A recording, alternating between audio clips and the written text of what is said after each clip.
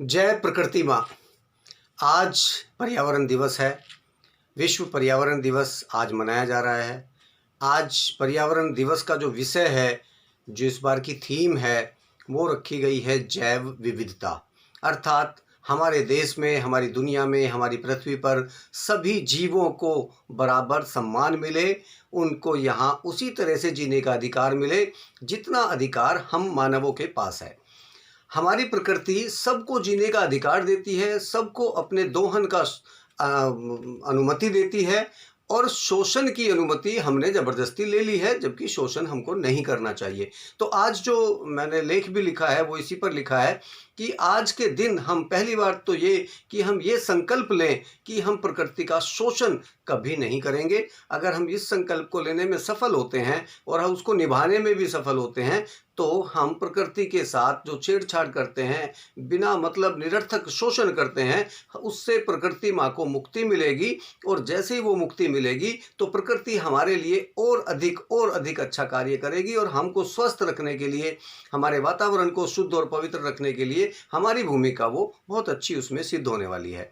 तो यही एक हमारा आज का उद्देश्य होना चाहिए कि हम शोषण ना करें, केवल दोहन करें, उसका उपयोग करें, दुरुपयोग ना करें, सदुपयोग करें, दुरुपयोग ना करें। तो ये एक आज का हमारा पहला संदेश है जिसके द्वारा आज हम ये कहना चाहते हैं।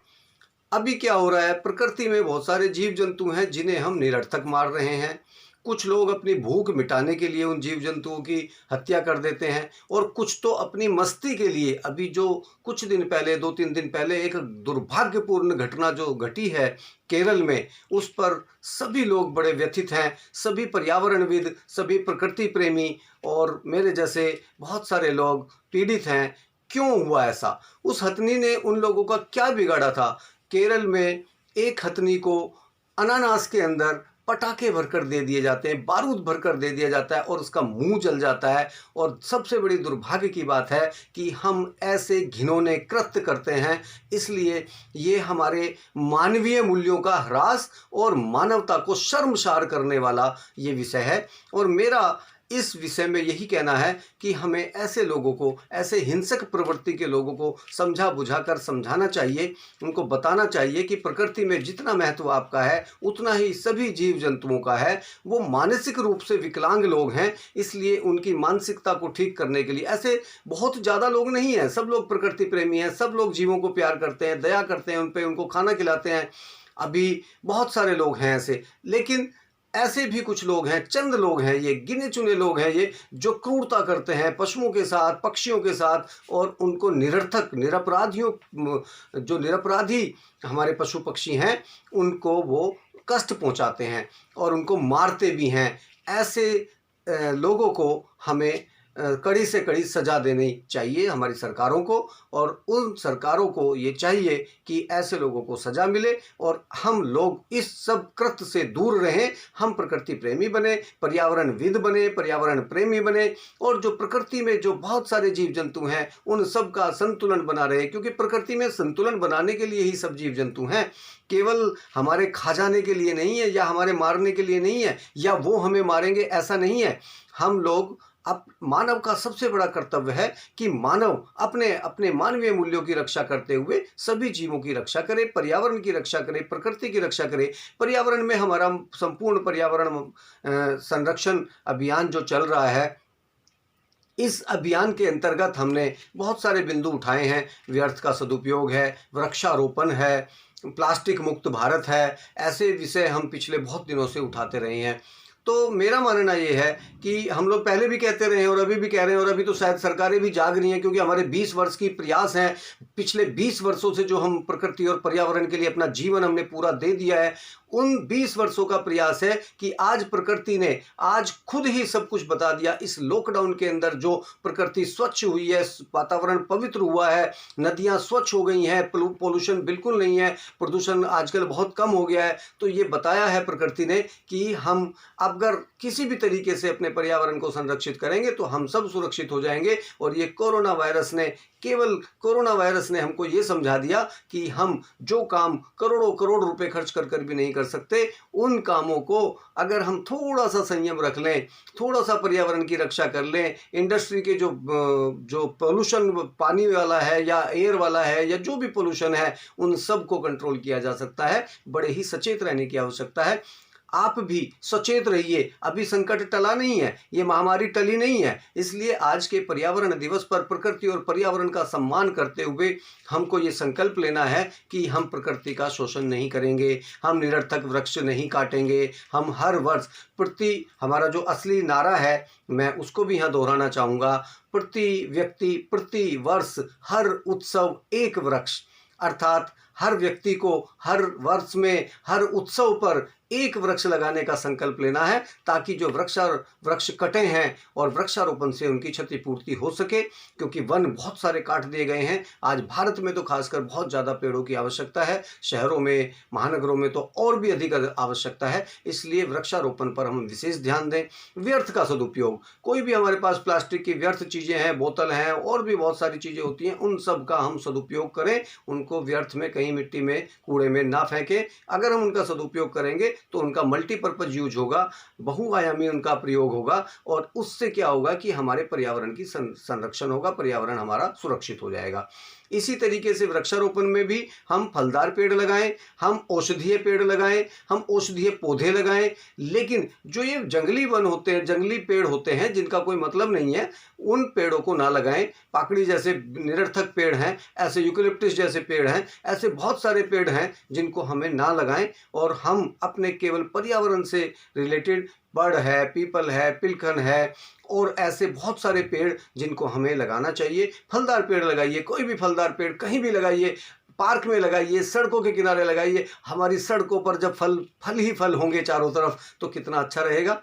फलदार पेड़ लगने चाहिए। अगर सड़क पे कोई जा रहा है, वहाँ गरीब है, अमीर है, कोई भी है, अगर गरीबों के बच्चे भी फल खाएंगे तो कितने स्वस्थ रहेंगे। हमारे देश के बच्चे हैं, कोई गरीब अमीर का अंतर नहीं करना है। अगर हमें हमारे देश के बच्चे फल खा रहे हैं तो वो स्वस्थ हो रहे हैं, और स्वस्थ होने का मतलब है हमारा देश स्वस्थ हो रहा है, और देश स्वस्थ हो रहा है तो देश मजबूत हो रहा है। इसलिए मेरा मानना है कि फलदार पेड़, औषधीय पेड़ लगाना ही इस सब समस्या का समाधान है।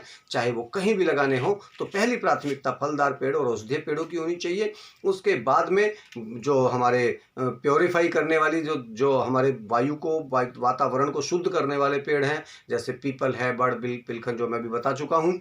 इसी तरीके से हम फलदार पेड़ और औषधीय पेड़ों का जब हमारा बहुत अत्यधिक मात्रा में लग जाएंगे तो हमारे बच्चों को फल खाने के लिए मिलेंगे। गरीब को और अमीर को, सबको। अमीर तो पैसे से भी खरीद के खाता है, अभी भी खाता है, लेकिन गरीब बच्चे जो फल खरीद कर नहीं खा पाते हैं उनको भी फल मिलेंगे। इसलिए ये हमारी मुहिम है। बहुत दिनों से हम इस पर काम कर रहे हैं और इस तरफ हम सफल भी हो रहे हैं। बहुत सारे पौधे हम अभी बरसात आएगी उसमें हम लोग बांटते हैं, और बहुत सारे हमारे साथी भी जगह जगह पर, यहाँ से देश के कोने कोने में जहाँ जहाँ हमारे से जुड़े हुए लोग हैं वो भी, और अन्य लोग भी बहुत सारे पौधे वृक्षारोपण करते हैं, पौधे लगाते हैं।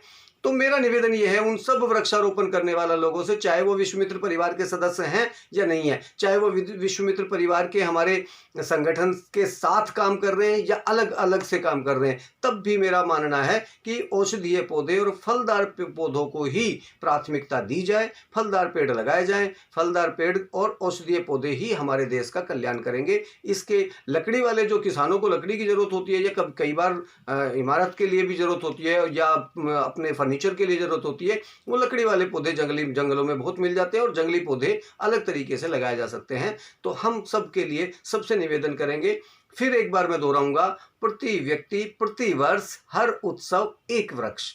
हम इस पर ध्यान दें। जैविक कृषि पर ध्यान दें, क्योंकि हम जो खाने में जहर खा रहे हैं, हमें खाने पीने पर विशेष ध्यान देना होगा। और अब वो समय आ गया है कि आपको अपने शरीर की रक्षा स्वयं करनी पड़ेगी। आपको विष मुक्त कृषि पदार्थ खाने पड़ेंगे। आपको गो प्रोडक्ट, जितने भी गाय से बनने वाली औषधीय चीज़ें हैं, गाय का घी, गाय का दूध, गाय का दही और पनीर, इस तरह की जो चीज़ें हैं वो लिए जाए। और औषधियों में भी जो गाय का पंचागव्य और पंचामृत जो प्रयोग होता है उसको भी आप प्रयोग करें, ताकि आपकी इम्यूनिटी बढ़ती रहे, आपकी रोग प्रतिरोधक क्षमता इतनी बढ़ जाए कि आपको कोरोना जैसे हजारों वायरस भी आ जाए तो आप पर कोई असर ना करें। योग और प्राणायाम की प्रतिदिन आवश्यकता है। योग और प्राणायाम करने से, विष मुक्त खाना खाने से आपके शरीर की रोग प्रतिरोधक क्षमता बहुत बढ़ जाएगी। इस पर्यावरण दिवस पर प्रकृति माँ का सम्मान करते हुए प्राकृतिक चीजों पर ध्यान दें। प्राकृतिक चीजें अर्थात प्राकृतिक खान पान, प्राकृतिक आभा मंडल में रहना, प्रकृति की गोद में पिकनिक मनाना और प्रकृति के साथ अपने आप को ढाल लेना। सुबह प्रातः सूर्य का कम से कम 1 घंटे धूप का सेवन करना।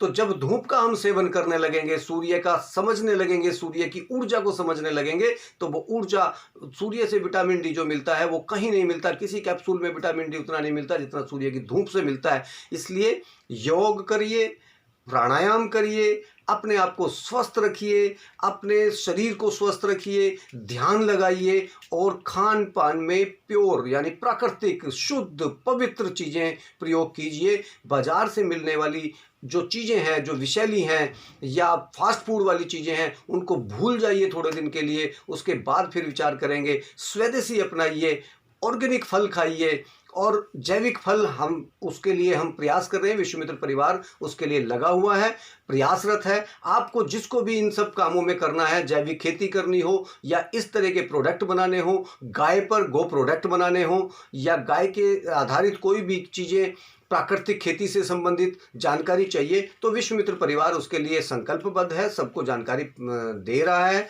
आपको भी अगर चाहिए तो आप हमारे मेल कर सकते हैं हमें और हमारे फ़ोन पर फ़ोन कर सकते हैं। मैं आपको फ़ोन नंबर बता देता हूँ, स्लाइड में भी आपको हमारा नंबर मिल जाएगा। आप हमें मेल कर सकते हैं कामतरंग KAMTARANG kamtarang@gmail.com।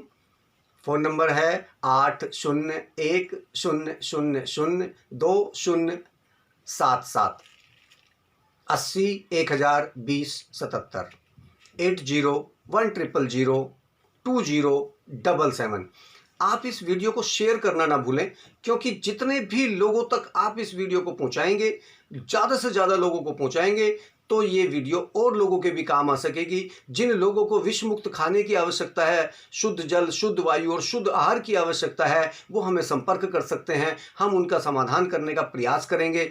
हम उन सबको इस तरीके की चीज़ें पहुंचाने का प्रयास करेंगे, क्योंकि आज के समय में आपको स्वस्थ रहना बहुत ज़रूरी है और आपका स्वस्थ रहना हमारी पहली प्राथमिकता है। हम जो कर सकते हैं, स्वदेशी पर जो भी कितना किया, उसके लिए ये वीडियो शेयर करना बहुत ज़रूरी है। इसको लाइक करें, शेयर करें, कमेंट करें। अगर आपको कोई विचार हैं और इस चैनल को अभी तक आपने सब्सक्राइब नहीं किया, मैं आप ही को बोल रहा हूं, सब्सक्राइब नहीं किया है, प्लीज़ कृपया आप इसको सब्सक्राइब भी कर लें, ताकि अगली वीडियो भी आपको मिलती रहे और आगे लोगों तक पहुंचाइए। जिसको भी पसंद आए वो भी शेयर करे, पसंद नहीं भी आए तो भी शेयर करिए, क्योंकि किसी और को पसंद आ सकती है।